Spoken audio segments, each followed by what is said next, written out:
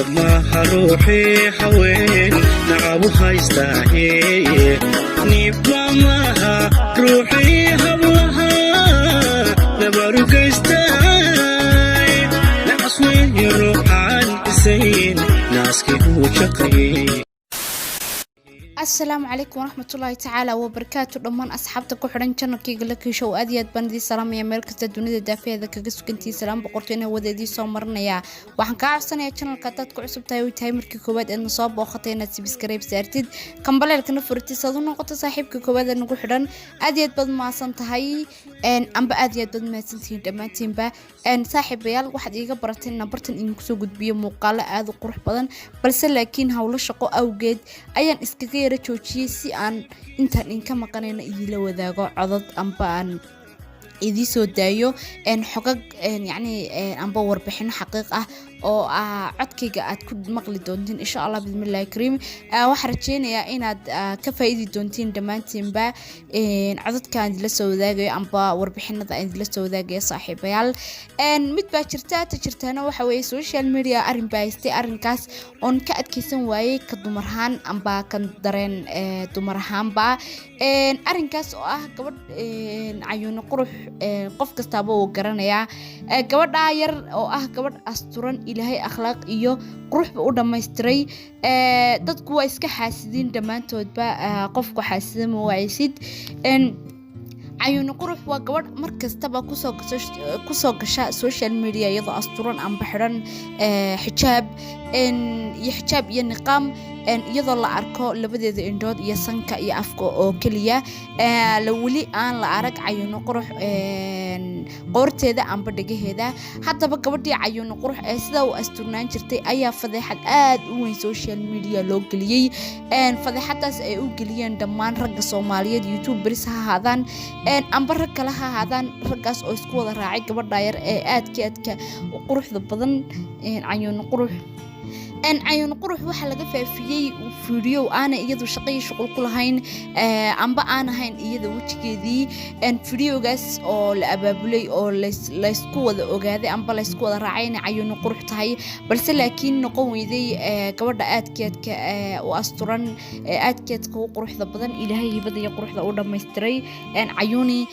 waa gabadh sharaf leh waxa social media isticmaala amba ku jira dumar iswada qaawiya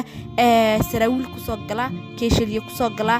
iyagoo jirkooda iyo laabahooguba qaawan social media isticmaala balse laakiin san hore u soo xusay cayuuni xijaab ayay ku soo gashaa amba social media qurux iyo waxa ku soo gashaa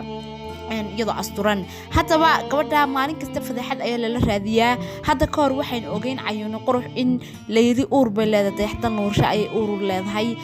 arinkaas oo noqday arin been ah ay soo abaabuleen YouTuberska Soomaaliyeed amba dadka Soomaaliyeed social media isticmaala. cayuuna qurux waxa la damcay sharafteeda in lagu ciyaaro balse laakiin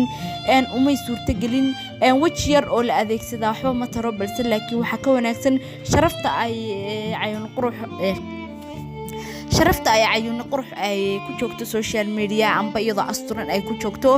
muuqaal ayaa laga faafiyay muuqaalkaas oo aan ahayn cayuuna qurux ka dumarahaan iyo ka dareen dumarahaan markaan ka hadlo arinka cayuuna qurux laga faafiyay. cayuuna qurux runaantii ma aha iyada videogaas balse laakiin waa qof kale amba gabadh kale oo muuqaalkeeda yacni la soo qaatay markaa ma noqon karto cayuuna qurux waayo ilka yar cascas ayuunba loogu maleeyay inay tahay cayuuna qurux balse laakiin ma aha dadka social media isticmaalaya gabadh Soomaaliyeed ee walaashooda kala been ka sheegaya ma aha muuqaalkaasuna cayuuna qurux ma noqon karo mana aha waa wax beena amba wax la soo abaabulay oo sharafta la rabo in laga ciyaaro gabadhan cayuuna qurux. cayuuni waa gabadh doctorad ah waa gabadh ardayad ah يعني وقبض كنا المجال ذا مقدشو وقبض قروح ذا لقول لا هي وأنا قبض مركز تبدنت ذا تقانا عم بدنت ذا كفوفتا عيوني ما هبلا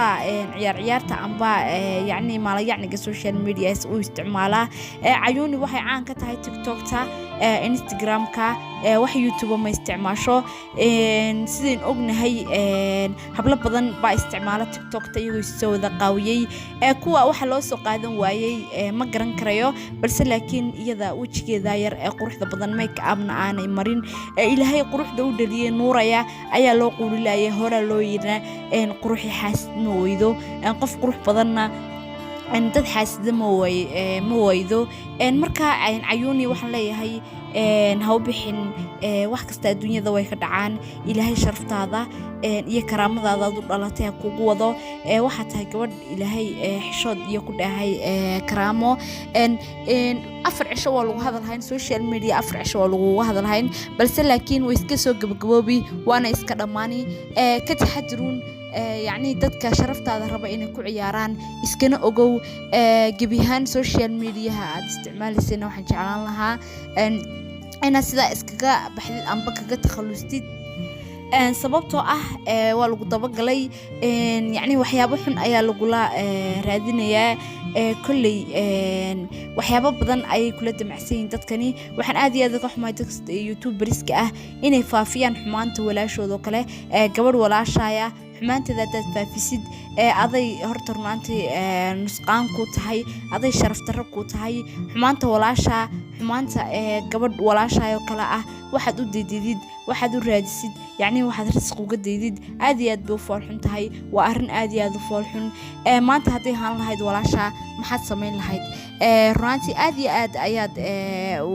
u xanaaq lahayd